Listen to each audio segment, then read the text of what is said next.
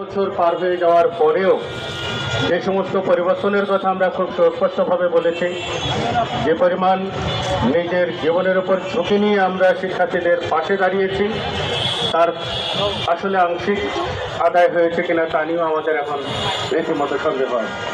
আমাদেরকে আজকে অন্তর্বর্তীকালীন সরকারের নানান ব্যর্থতার উদাহরণ আপনাদের সামনে তুলে ধরতে হচ্ছে। এসে লজ্জার আর কি থাকতে পারে? এই সরকার আসার পেছনে তো আমরাই কোনো না কোনোভাবে ভূমিকা রেখেছি, আমরাই প্রতিবাদ জারি রেখেছিলাম বিগত ফ্যাসিস্টের পুরোটা সময় জুড়ে। এই শাহবাগেই আমরা দাঁড়িয়ে তাদের বিগত সরকারের নানান কাজের সমালোচনা করেছি। এখন যে মব জাস্টিস নিয়ে আমার বন্ধু ফিরোজ আহমেদ যে সমস্ত কথাগুলো বলে গেলেন, আমি একটু ভিন্নভাবে কথাটাকে একটু ব্যাখ্যা করতে চাই।